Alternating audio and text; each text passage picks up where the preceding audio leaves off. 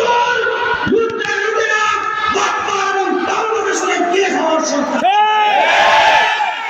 ভাই আমার, এই 24 পরবর্তীতে সময় এবং সুযোগ এসছে, আমরা দেশকে এগিয়ে নিয়ে যেতে চাই, বাংলাদেশকে অর্থনৈতিক দিক দিয়ে শক্তিশালী বানাতে চাই, বাংলাদেশকে সামরিক শক্তিতে শক্তিশালী বানাতে চাই, বাংলাদেশের 20 কোটি মানুষকে প্রশিক্ষিত দক্ষ করে বাংলাদেশের প্রতিটা পাড়ায় মহল্লায় ইন্ডাস্ট্রি গড়ে তুলতে চাই। আমার দেশের 120 কিলোমিটার সমুদ্র বন্দর রয়েছে, যে সমুদ্র বন্দরের মাধ্যমে পৃথিবীর 120টা রাষ্ট্রে আমরা যখন তখন আমাদের প্রোডাক্ট সাপ্লাই দিতে পারি। কি বলেন, পারি কি পারি না? আমার দেশের 20 কোটি মানুষের হাত, এই 40 কোটি মানুষের হাতকে যদি দক্ষ এবং যোগ্য করা যায়, এদেশের মানুষ বিভিন্ন ধরনের প্রোডাক্ট তৈরি করতে পারবে। পারবে কি পারবে না ভাই? প্রিয় ভাই আমার, এই চায়নাতে প্রযুক্তি ছিল না। আপনারা জানেন পুরো পৃথিবীর মধ্য থেকে ইউরোপিয়ান কান্ট্রিগুলো, আমেরিকান পশ্চিমা দেশগুলো প্রোডাক্ট রিসার্চ এবং ডেভেলপমেন্টের কাজ করে। চায়না কি বলেছে?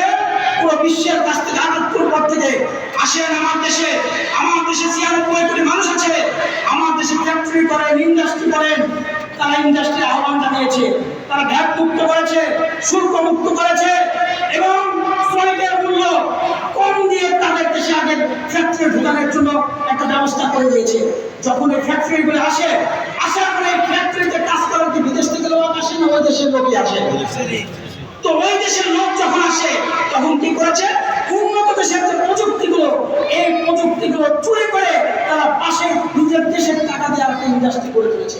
শুধু এটাই করে নাই, অন্য দেশের যে প্রোডাক্টের 10 টাকা দাম, তারা বলে আমার দেশের প্রোডাক্ট যদি নেন সেটার দাম 5.5 টাকা। তার মার্কেটে কোনটা উন্নত হবে, মার্কেটে কোনটা বেশি চলবে, যে প্রোডাক্টটার দাম কম সেই প্রোডাক্টটা চলবে।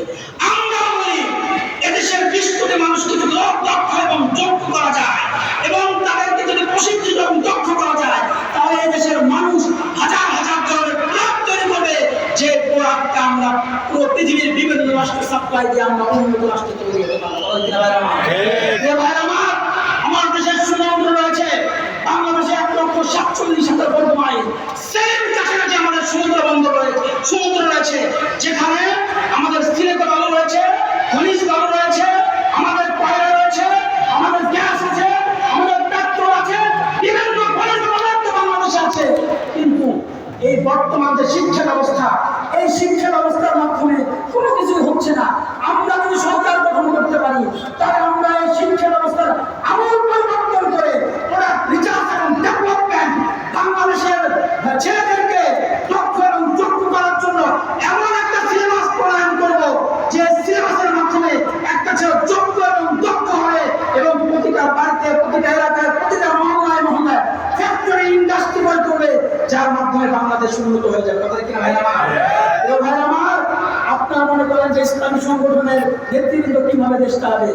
আমরা স্পষ্ট বলতে চাই, 71 থেকে 24 পর্যন্ত তারা দেশ চালিয়েছে, তারা ব্যর্থ, অযোগ্য এবং বাংলাদেশের টাকা চুরি করে বেগম মারা বিভিন্ন দেশে তারা বাড়িঘর তৈরি করেছে। কিন্তু আমি তো নিশ্চয়ই এই ওলামায়ে যদি ভোট দেন, এই হুজুরদেরকে যদি ভোট দেন, ইসলামী সংগঠনকে ভোট দেন, তারা বাংলাদেশ ছেড়ে কোথাও পালাবে না। ভাই আমার, এই 24 পরবর্তীতে একটা সময় এবং সুযোগ এসছে, পরিবর্তনের সময় এবং সুযোগ এসছে। 71 থেকে 24 পর্যন্ত যে বিদ্যমান পদ্ধতিতে নির্বাচন হয়েছে, এই নির্বাচন হওয়ার কারণে কি প্রবলেমটা দেখা দিয়েছে? আজকে একদল নির্বাচনে জয়লাভ করে, জয়লাভ করার পরে আরেক দল পরের দিন হরতাল ডাকে। ডাকে কি ডাকে না? কথা বলেন, ডাকে কি ডাকে না? হরতাল দিকে কি করে? রাস্তা অবরোধ করে। আপনার আমার কষ্টের টাকা দিয়ে কেনা একটা বাস, একটা ট্রাক, একটা সিএনজি, একটা অটোরিক্সা, সেটা রাস্তায় চালিয়ে দেয়। দেয় কি দেয় না? কেন দেয়? এই নির্বাচন ব্যবস্থা ভঙ্গের কারণে। এই জন্য পীর সাহেব চরমায় একটা আওয়াজ করেছেন মাঠে ময়দানে, সেটা হলো কি? আমরা দেশের নাগরিক, আমাদের প্রত্যেকটা ভোটারের ভোটের মূল্যায়ন করতে হবে। এই ভোটের মূল্যায়নের পদ্ধতিটা হলো পেয়ার পদ্ধতিতে নির্বাচন। পীর সাহেবের বক্তব্যের কথা হলো যে নির্বাচনের পরের দিন কোনো হরতাল হতে পারবে না, কোনো অবরোধ হতে পারবে না, জানমালের ক্ষতি হতে পারবে না, দেশের সম্পদ যেন নষ্ট না হয়, এরকম একটা নির্বাচন ব্যবস্থা করতে হবে। সেই নির্বাচন ব্যবস্থা হলো কি?